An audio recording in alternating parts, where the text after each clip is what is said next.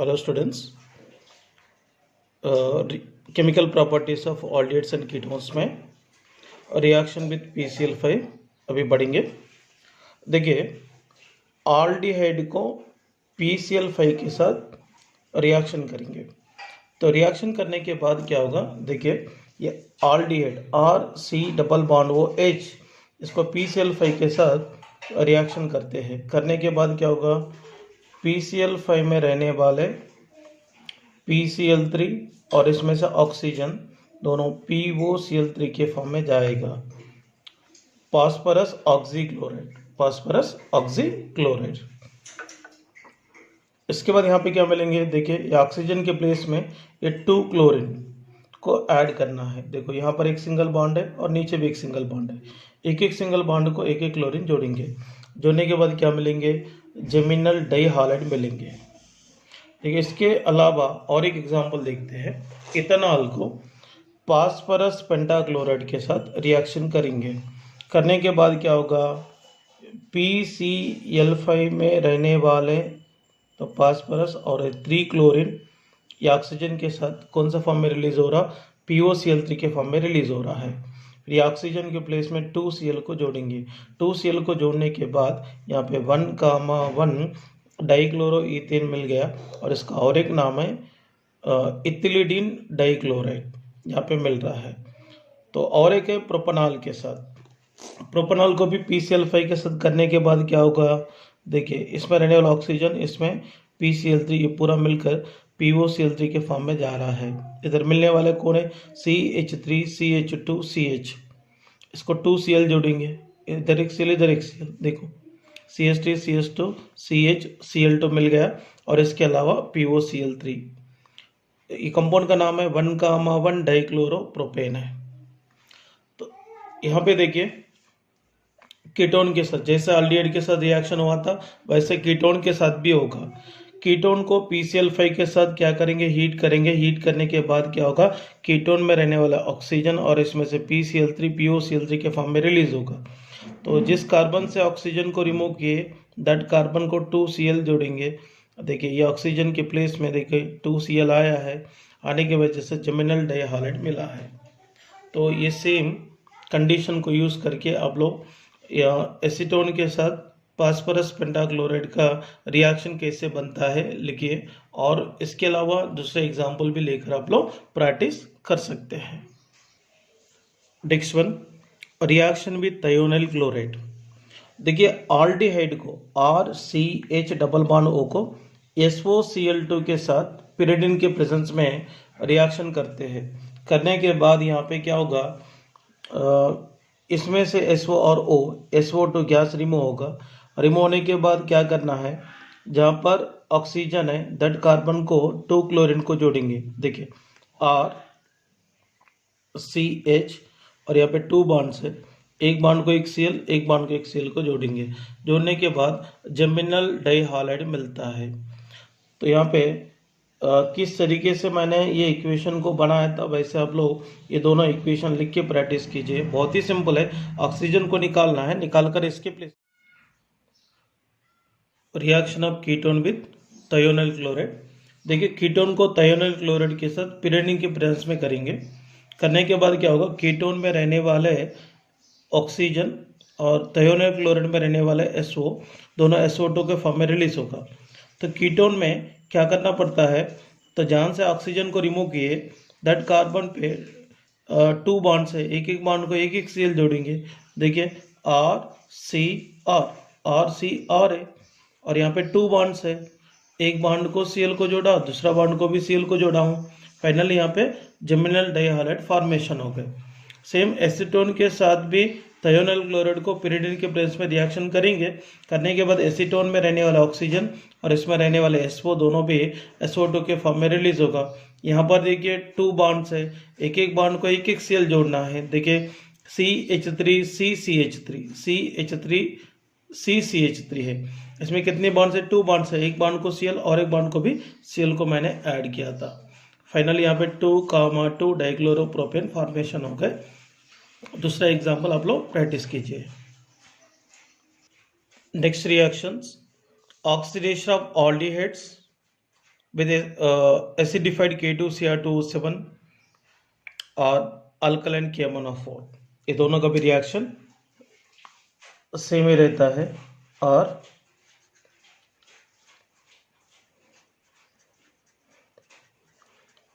देखिए ऑल्डिहाइड को acidified K2Cr2O7 के प्रेजेंस में ऑक्सीडेशन करते हैं। ऑक्सीडेशन करने के बाद ये ऑल्डिहाइड किस में कन्वर्ट हो रहा है, अल्कनोइक एसिड में कन्वर्ट होगा। देखिए ये ऑक्सीजन डायरेक्टली ये हाइड्रोजन के सामने रखते हैं, RCOOH हो जाता। और द सेम वे इथेनॉल को भी एसिडिफाइड K2Cr2O7 के प्रेजेंस में ऑक्सीडेशन करेंगे। ये ऑक्सीजन इसके सामने रखेंगे, रखने के बाद क्या होगा, CH3C डबल बॉन्ड वो H बनेगा, इसका नाम एसिटिक एसिड है और इसका IUPAC नेम इथानोइक एसिड। इसके अलावा रिमेनिंग एग्जांपल आप लोग सॉल्व कीजिए, वेरी सिंपल है। ये ऑक्सीजन या हाइड्रोजन के सामने जोड़ना है, क्योंकि ऑल्डिहाइड मतलब एसिडिफाइड K2Cr2O7 के प्रेजेंस में ऑक्सीडेशन में इन्वॉल्व होकर कार्बोक्सिलिक एसिड को प्रोड्यूस करता है। Next one, oxidation of ketones. तो कीटोन को ऑक्सीडेशन करना रहा तो strong oxidising agents like acidified K2Cr2O7 और एसिडिफाइड और अल्कलाइन KMnO4 और इसके अलावा हॉट कॉन्सेंट्रेटेड HNO3 जैसे कंपाउंड को इस्तेमाल कर सकते हैं। देखिए यहाँ पे कीटोन को ये पर्टिकुलर ऑक्सीडाइजिंग रिएजेंट के प्रेजेंस में ऑक्सीडेशन करने के बाद mixture of carboxylic acid formation होंगे, बट पेरेंट कंपाउंड के कंपैरिजन में लेस नंबर ऑफ कार्बन्स रहने वाले कार्बोक्सिलिक एसिड का फॉर्मेशन होंगे। इसमें दो टाइप के कीटोन्स के बारे में डिस्कस करते हैं, सिमेट्रिकल कीटोन के कंडीशन और अनसिमेट्रिकल कीटोन की कंडीशन। देखिए मैंने सिमेट्रिकल कीटोन की कंडीशन की बात करता हूँ, इसमें कोई भी रोल इस्तेमाल करने की गरज नहीं है। देखिए प्रोपेन टू ओन है, तो प्रोपेन टू ओन में इस CO के इस तरफ या इस तरफ बॉन्ड ब्रेक करो कोई फर्क नहीं गिरता, इसमें कोई रूल अप्लाई करने की गरज नहीं है। तो प्रोपेन टू ओन को एसिडिफाइड K2Cr2O7 और एसिडिफाइड और अल्कलाइन KMnO4 और कॉन्सेंट्रेटेड HNO3 के प्रेजेंस में ऑक्सीडेशन में इन्वॉल्व करा सकते हैं। For example propane two own को करेंगे, करने के बाद क्या हो रहा है, देखिए इधर का HCOOH को रिमूव करेंगे, मिथानोइक एसिड, और यहाँ पे क्या मिलेंगे, CH3C डबल बॉन्ड वो OH मिलेगा, CH3C डबल बॉन्ड वो H। यहाँ पे mixture of acidic acid and methanoic acid formation हो गए। मिथानोइक एसिड का और एक नाम है formic acid. Next one, pentan three one को देखेंगे। पेंटोन थ्रीओन को देखिए, अब बॉन्ड इधर भी ब्रेक करो इधर भी ब्रेक करो कोई फर्क नहीं करता। देखो मैं यहाँ पे क्या करता हूँ, इधर इस तरफ की बॉन्ड ब्रेक कर दूंगा, ब्रेक करने के बाद यहाँ पे क्या मिल रहा है, देखिए CH3COOH मिल रहा है, प्लस यहाँ पे क्या मिलेंगे, CH2 और क्या COOH, देखिए COOH मिल रहा है। इसका नाम क्या है, इथानोइक एसिड है, इथानोइक एसिड, और इसका नाम है propanoic acid. Propanoic acid formation हो गए। मतलब पेंटेन थ्रीओन को ये एसिडिफाइड K2Cr2O7 के प्रेजेंस में ऑक्सीडेशन करने के बाद यहाँ पे mixture of ethanoic acid and propanoic acid मिला है। तो ये सिमेट्रिकल कीटोन के लिए अप्लाई करने वाले तरीका।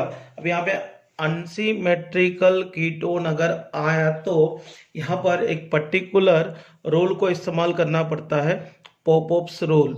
ये पोपोप्स रोल के अनुसार कीटोन को अगर ऑक्सीडेशन करना रहा तो कंपलसरी अपने को एक डाउट क्रिएट होता है, अपने को कार्बोनिल ग्रुप के लेफ्ट साइड में बॉन्ड को ब्रेक करना है क्या, राइट साइड में बॉन्ड ब्रेक करना है क्या।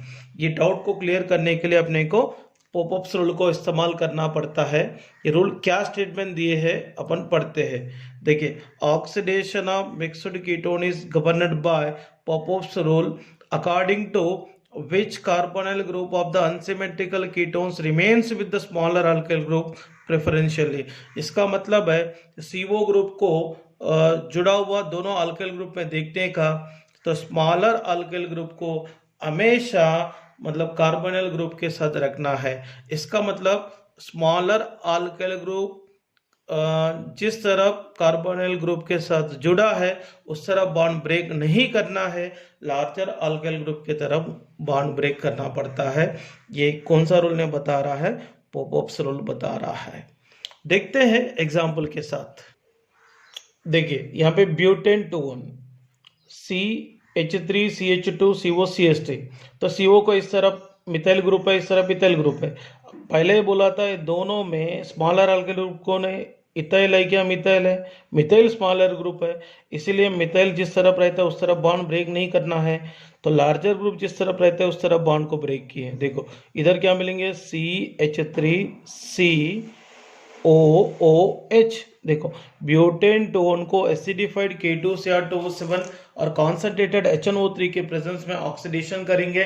करने के बाद क्या हो रहा? देखिए यहाँ पर पोपोप्स रूल को अप्लाई करने के बाद यहाँ पे बॉन्ड किस तरफ ब्रेक हो रहा है? इथाइल ग्रुप जिस तरफ जुड़े हैं उस तरफ ब्रेक हो रहा है इसमें, क्योंकि मिथाइल ग्रुप से ये लार्जर ग्रुप है, तो स्मॉलर ग्रुप हमेशा कार्बोनिल ग्रुप के साथ ही यहाँ पर जुड़ा रहेंगे इसमें, इसीलिए इधर बॉन्ड ब्रेक करना पड़ा। बॉन्ड ब्रेक करने के बाद CH3COOH मिलेंगे, मतलब यहाँ पर इथेनोइक एसिड है। इस तरफ भी क्या मिलता? CH3COOH मिलेगा। इसका मतलब 2 मोल्स ऑफ इथेनोइक एसिड मिला है। तो इथेनोइक एसिड का और एक नाम क्या है? Acetic acid. अगर मैंने यहाँ पर पेंटेन टोन को भी करूंगा, एक तरफ प्रोपाइल ग्रुप, एक तरफ कौन सी ग्रुप है? मिथाइल ग्रुप है। सो बॉन्ड अपने को इधर ब्रेक नहीं करना है, इधर करना पड़ता है दोनों के बीच में। तो फाइनली यहाँ पे क्या मिलेंगे? मिक्सचर ऑफ, देखिए CH3CH2 क्या मिलेंगे? COOH एंड CH3COOH मिलेगा। देखिए यहाँ पर मिलने वाले कंपाउंड CH3CH2COOH प्लस क्या मिल रहा है? CH3COOH मिल रहा है। देखिए CH3CH2COOH, इधर क्या मिला? CH3COOH मिला है। तो इसका नाम क्या है? Propanoic acid. प्रोपानोइक एसिड, और इसका नाम इथेनोइक एसिड। इसका मतलब है पेंटेन टोन को कॉन्सेंट्रेटेड HNO3 के प्रेजेंस में ऑक्सीडेशन करने के वजह से यहाँ पर mixture of propanoic acid and ethanoic acid formation हो गए। तो एक बात इसमें ज़रूर याद रखिए, CO के साथ यहाँ पर स्मॉलर अल्किल ग्रुप को रखना पड़ता है, ये कंडीशन है। देखिए नेक्स्ट वन, तो हाल्डियड्स और कीटोन को मतलब डिस्टिंग्विश करने वाले है बहुत ही इंपॉर्टेंट टेस्ट में टोलेंस रिएजेंट का टेस्ट एक रहता है, Fehling solution test, Benedict's solution का टेस्ट, शिप्स रिएजेंट का टेस्ट रहता है। तो सबसे पहले अपन डिस्कस करेंगे टोलेंस रिएजेंट का test. Actually Tollens reagent ammoniacal silver nitrate solution को टोलेंस रिएजेंट कहते हैं। इसके द्वारा देखिए ये टोलेंस रिएजेंट किस तरीके से काम में आता है। देखिए मैं आपको एक सिंपल से कंडीशन समझा दूंगा। ये दोनों टेस्ट ट्यूब्स है, फॉर एग्जांपल इसमें भी कार्बोनाइल कंपाउंड है और इसमें भी कार्बोनाइल कंपाउंड है, बट अपने को ये दोनों टेस्ट ट्यूब है, इसको टेस्ट ट्यूब A मानते हैं और इसको टेस्ट ट्यूब B मानते हैं। तो अपने को मालूम नहीं है तो किसमें ऑल्डिहाइड है किसमें कीटोन है। तो अपने को ये दोनों में रहने वाले टेस्ट ट्यूब में ऑल्डिहाइड किस में है, कीटोन किस में है, अपने को आइडेंटिफिकेशन करना चाहिए। तो आइडेंटिफिकेशन करने के लिए क्या करना है, इसको भी टोलेंस रिएजेंट ऐड करना है। टेस्ट ट्यूब A में रहने वाले कार्बोनाइल कंपाउंड को टोलेंस रिएजेंट ऐड करेंगे और B को भी टोलेंस रिएजेंट ऐड करेंगे। तो इसको टोलेंस रिएजेंट ऐड करने के बाद मतलब रेस्पॉन्स ही नहीं मिला है, इसका मतलब कुछ चेंजेस ही नहीं मिला। इसका मतलब समझ लीजिए, तो जिस कंपाउंड ने टोलेंस रिएजेंट को रेस्पॉन्स नहीं करता सच कंपाउंड कीटोन है। इसको टोलेंस रिएजेंट ऐड करने के बाद टेस्ट ट्यूब की जो वाल्स होता है इसके ऊपर सिल्वर का कोटिंग फॉर्मेशन हो चुका है। इसका मतलब ये सिल्वर कोटिंग फॉर्मेशन होता है, इसको बोलते हैं सिल्वर मिरर फॉर्मेशन बोलते हैं। ये सिल्वर मिरर यहाँ पे फॉर्मेशन हुआ है इसलिए ऑल्डिहाइड है। इसका मतलब टेस्ट ट्यूब में रहने वाले कार्बोनिल कंपाउंड को टोलेंस रिएजेंट ऐड करने के बाद अगर टोलेंस रिएजेंट को रिस्पांस नहीं करे तो कीटोन है। टोलेंस रिएजेंट ऐड करने के बाद अगर silver coated mirror test tube की वॉल्स पे अगर डेवलप किया तो इसको ऑल्डिहाइड कंसिडर कर सकते हैं। इसका मतलब टोलेंस रिएजेंट के टेस्ट एलिफैटिक और एरोमेटिक ऑल्डिहाइड दोनों भी देंगे और कीटोन ए टोलेंस रिएजेंट का टेस्ट को रिस्पॉन्स नहीं करता है और टोलेंस रिएजेंट को कीटोन्स रिड्यूस नहीं करेंगे, टोलेंस रिएजेंट को सिर्फ ऑल्डिहाइड ही रिड्यूस करेंगे। देखते हैं आगे इसका रिएक्शन किस तरीके से प्रोसीड होता है। इसमें देखिए ऑल्डिहाइड को तो अमोनिकल सिल्वर नाइट्रेट सॉल्यूशन के साथ रिएक्शन करते हैं। अमोनिकल सिल्वर नाइट्रेट सॉल्यूशन का मतलब क्या होता है, टोलेंस रिएजेंट। देखिए यहाँ पे RC डबल बॉन्ड वो H को AgNH3 टेकन टू OH के साथ रिएक्शन करेंगे। देखो इसमें 2Ag है, देखिए यहाँ पर एक है, यहाँ पर एक है, 2 मोल्स ऑफ Ag यहाँ पे मैंने लिखा हूँ। इधर NH3 है, इधर भी NH3 है, इधर 2 है, इधर 2 है, मतलब 4 मोल्स ऑफ NH3 और इसमें से H और OH दोनों मिलकर H2O। बचा कौन है, ऑक्सीजन।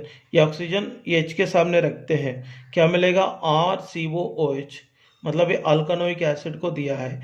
मतलब ऑल्डिहाइड टोलेंस रिएजेंट के साथ रिएक्शन में इन्वॉल्व होकर खुद ऑक्सीडाइज होकर अल्कानोइक एसिड को दिया है, मगर ये टोलेंस रिएजेंट कौन सा फॉर्म में रिड्यूस हो चुका है, सिल्वर के फॉर्म में रिड्यूस हो चुका है। ये सिल्वर फॉर्मेशन होने के वजह से टेस्ट ट्यूब की वॉल पे सिल्वर कोटिंग फॉर्मेशन होता है।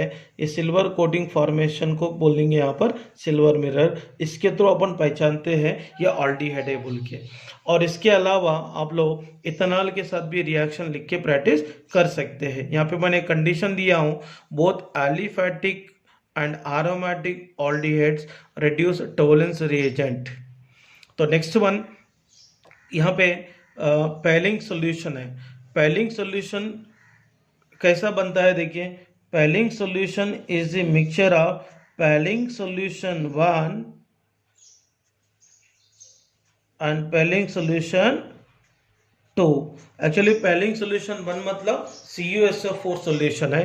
पैलिंग सॉल्यूशन 2 मतलब क्या होगा, alkaline solution of sodium potassium tartrate and which is also called as Rochelle salt. देखते हैं आगे रिएक्शन कैसे होंगे। देखिए एग्जैक्टली तो पैलिंग सॉल्यूशन 1 का मतलब क्या होगा, CuSO4 है। CuSO4 NaOH के साथ रिएक्ट होकर क्या देगा, CuOH टेकन टू और Na2SO4 रिलीज होगा।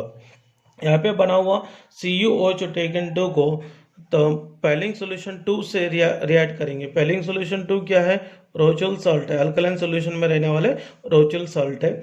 इसको CuOH टेकन 2 के साथ करेंगे। इसमें से 2OH, इसमें से 2 हाइड्रोजन H2O के फॉर्म में रिलीज होंगे, 2 मोल्स ऑफ H2O के फॉर्म में रिलीज होगा। रिलीज होने के बाद यहाँ पे डीप ब्लू कलर्ड सॉल्यूशन वाला एक कॉम्प्लेक्स मिलता है। तो अपने को पैलिंग सॉल्यूशन का जो टेस्ट अगर अपने को दिखाना रहा तो अपने को कॉम्प्लेक्स के साथ रिएक्शन नहीं दिखा सकते हैं, इसीलिए यहाँ पर रहने वाले आयंस क्या है, Cu+10 OH- को लेकर अपने को रिएक्शन दिखाना पड़ता है। इसका मतलब ये Cu+2 OH- क्या रिप्रेजेंट करता है, यहाँ पर पैलिंग सॉल्यूशन को रिप्रेजेंट करता है। किसको रिप्रेजेंट करेंगे, पैलिंग सॉल्यूशन को रिप्रेजेंट करता है। देखिए ये ऑल्डिहाइड को पैलिंग सॉल्यूशन के साथ करेंगे। भाई पैलिंग सॉल्यूशन इनिशियली कौन सा कलर है, मतलब डीप ब्लू कलर सॉल्यूशन है। तो ऑल्डिहाइड को ब्लू कलर्ड फॉर्म में रहने वाले पैलिंग सॉल्यूशन के साथ रिएक्शन करेंगे। रिएक्शन करने के बाद क्या होगा, इसमें से Cu2O रिलीज हो रहा और ये 4 हाइड्रोजन और 2 ऑक्सीजन H2O के फॉर्म में रिलीज हो रहा। ये बचा हुआ ऑक्सीजन इसको देंगे। ये फाइनली किसमें कन्वर्ट हो रहा, अल्कानोइक एसिड। मतलब ऑल्डिहाइड खुद ऑक्सीडाइज होकर अल्कानोइक एसिड को दिया है। यहाँ पे Cu+2 आयन को रिड्यूस होकर Cu+1 में कन्वर्ट हो रहा।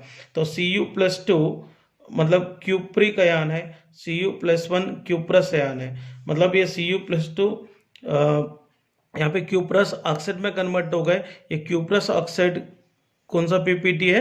रेड कलर पीपीटी है। इसका मतलब आप समझ लीजिए ऑल्डिहाइड को पेलिंग सॉल्यूशन ऐड करने के बाद ऑल्डिहाइड रिड्यूस हो रहा, मगर द पेलिंग सॉल्यूशन में रहने वाले Cu+2 आयन Cu+1 आयन में कन्वर्ट होता है, और Cu+1 रहने वाले कंपाउंड है क्यूप्रस ऑक्साइड है।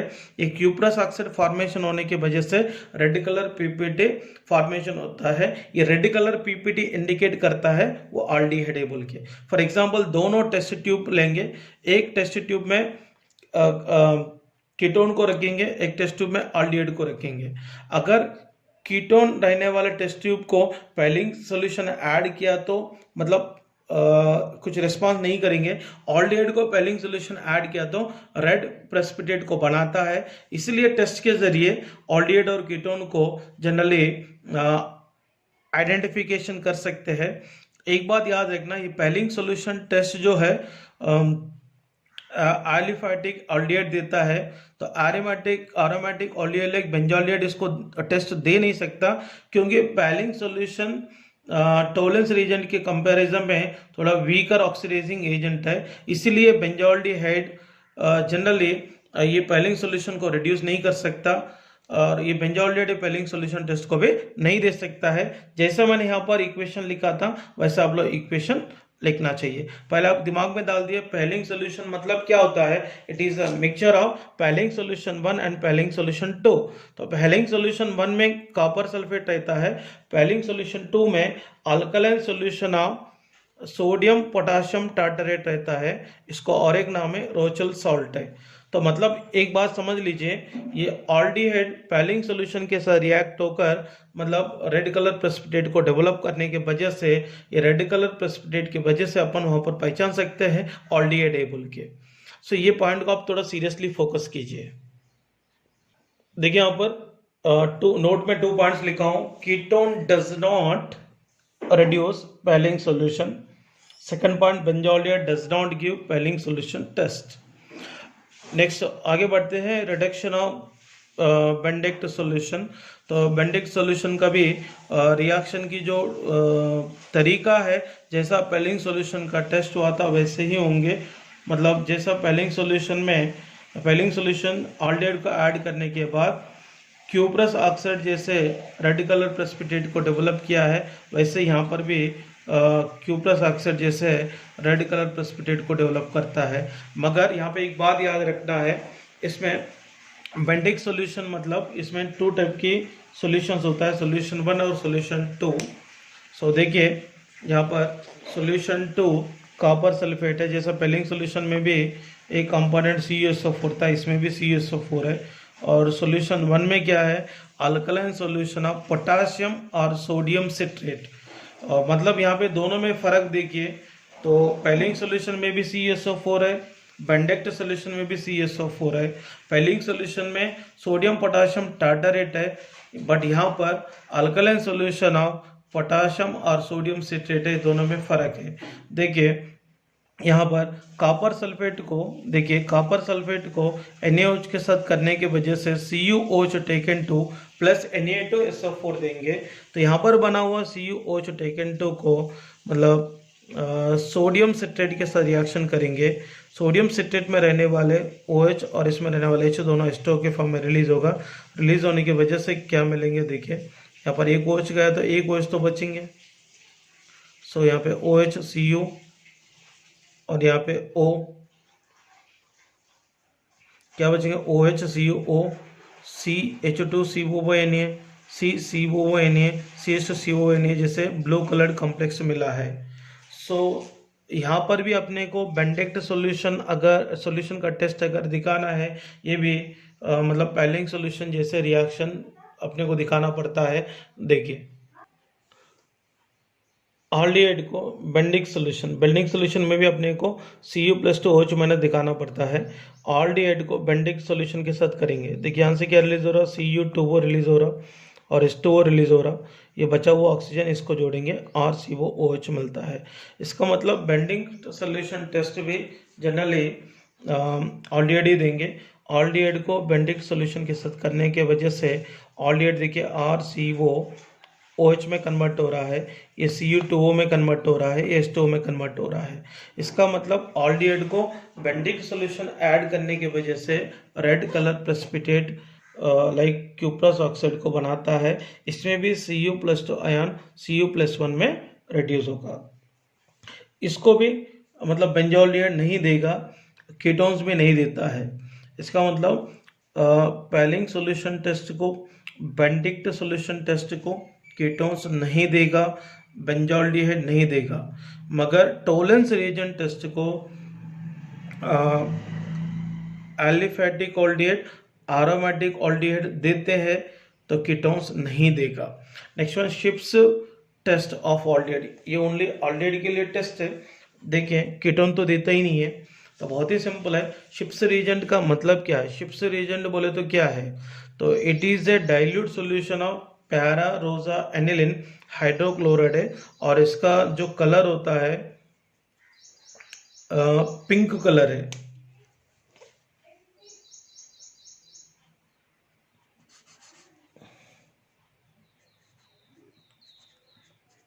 पिंक कलर है, और इसको मेजेंटा कलर भी बोलेंगे। देखिए टेस्ट बहुत ही सिंपल है, ये टेस्ट बहुत ही सिंपल। तो शिप्स रिएजेंट का कलर क्या होता है? पिंक और मेजेंटा कलर है। इसको क्या करना पड़ता है? SO2 गैस पास करना है। पास करने के बाद पिंक कलर में रहने वाले शिप्स रिएजेंट कलरलेस फॉर्म में रहने वाले शिप्स रिएजेंट में कन्वर्ट होता है। ये कलरलेस के फॉर्म में रहने वाले शिप्स रिएजेंट को ऑल्डिहाइड ऐड करेंगे तो पिंक कलर वापस आ जाएंगे। इसका मतलब कलरलेस शिप्स रिएजेंट को पिंक कलर में रहने वाले शिप्स रिएजेंट में कन्वर्ट करने वाले जो कंपाउंड होता है वो ऑल्डिहाइड होता है। सो ये टेस्ट को यूज करके ऑल्डिहाइड और कीटोन को डिस्टिंग्विश कर सकते हैं। देखिए मैं और एक बार बता देता हूँ, पिंक कलर में रहने वाले शिप्स रिएजेंट को SO2 गैस को पास करके कलरलेस के फॉर्म में रहने वाले शिप्स रिएजेंट ऐड करना है। अगर इसको ऑल्डिहाइड ऐड करेंगे तो पिंक कलर वापस मिलते हैं, और कीटोन ऐड किया तो जैसे कलरलेस के फॉर्म में था वैसे ही रहता है। इसीलिए ऑल्डिहाइड एंड कीटोन को डिस्टिंग्विश करने के लिए भी काम में आ जाएगा। सो नेक्स्ट टेस्ट है haloform test, and this is very very very important test है। ये ऑलोफॉर्म टेस्ट का मतलब इसमें क्लोरोफॉर्म टेस्ट, तो ब्रोमोफॉर्म टेस्ट और आइडोफॉर्म टेस्ट भी होता है। इस तीनों का टेस्ट भी सिमिलरली प्रोसीड होगा, सेम टाइप में रहता है। देखिए अगर कोई भी ऑल्डिहाइड और कीटोन अगर ऑलोफॉर्म टेस्ट अगर देना है तो कंपल्सरी इसमें CH3CO ग्रुप होना जरूरी है। कौन से ग्रुप है? CH3CO ग्रुप होना जरूरी है। मतलब कभी कभी ऐसा क्वेश्चन आता है, which of the following compound give positive iodoform test और नेगेटिव आइडोफॉर्म टेस्ट बोल के आता है। तो दैट केस में आप देखना है ऑल्डिहाइड और कीटोन अगर रहे तो इसमें CH3CO ग्रुप होना चाहिए। अगर अल्कोहल के कंडीशन में पूछे तो CH3COH ऐसा ग्रुप होना चाहिए। ये अल्कोहल के कंडीशन में है, ठीक है। अल्कोहल के कंडीशन में ये ग्रुप होना चाहिए, ऑल्डिहाइड और कीटोन की कंडीशन में ये ग्रुप होना चाहिए। देखिए ये रिएक्शन किस तरीके से प्रोसीड होता है।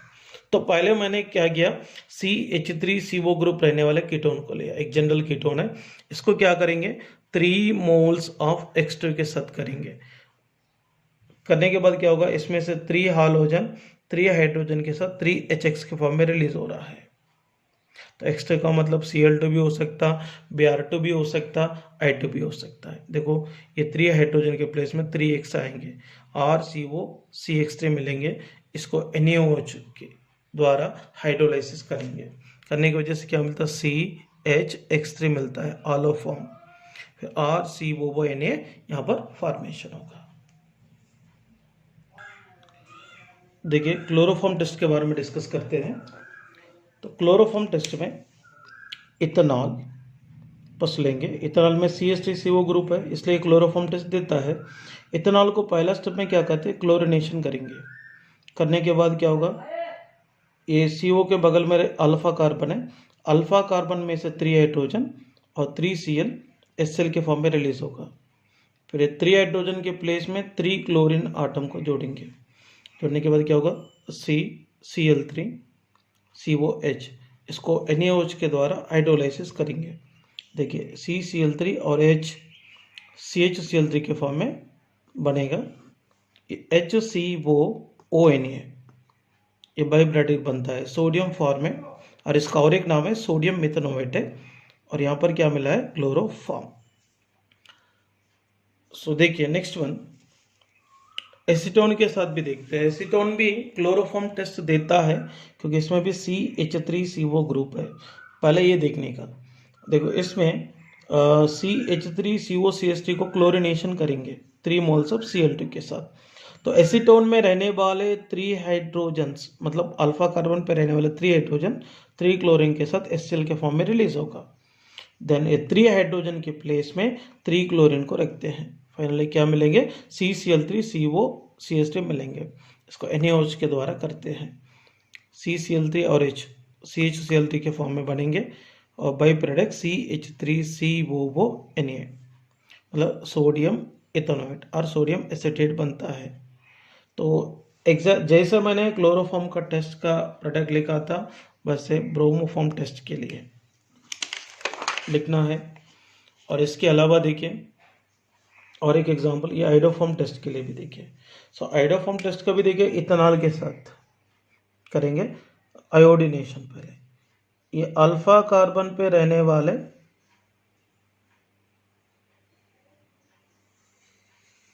3 हाइड्रोजन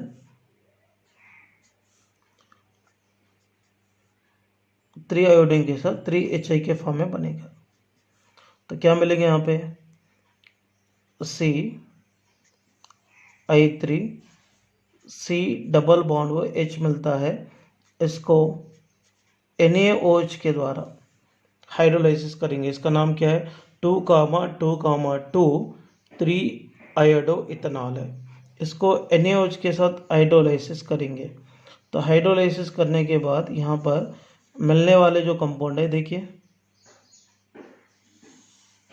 क्या मिलता है, आयोडोफॉर्म CHI3 और बाई प्रोडक्ट है HCOONA मिलता है, और इसको बोलेंगे आयोडोफॉर्म।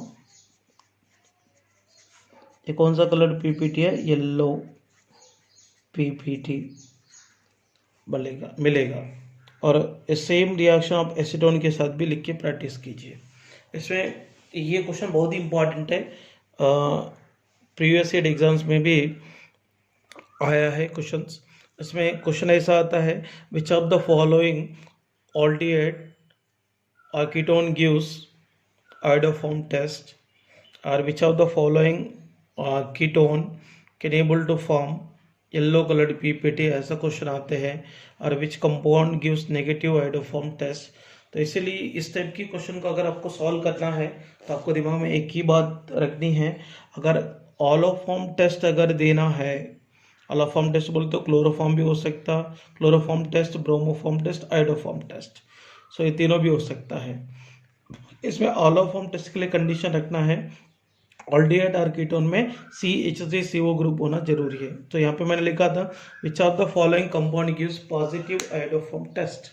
देखते हैं, इसमें CH3CO ग्रुप है, ये देता है, इसमें भी है, ये भी देता है, इसमें भी है, ये भी देता है, और ये भी देगा, बट ये नहीं देता क्योंकि CH3CO ग्रुप नहीं है। इसमें है, ये भी देगा, इसमें है, ये भी देता है, बट ये नहीं देता। तो इस तरीके से आप लोग सॉल्व करना पड़ता है। तो CH3CO ग्रुप रहने वाले कंपाउंड यहाँ पे आयोडोफॉर्म टेस्ट देता है।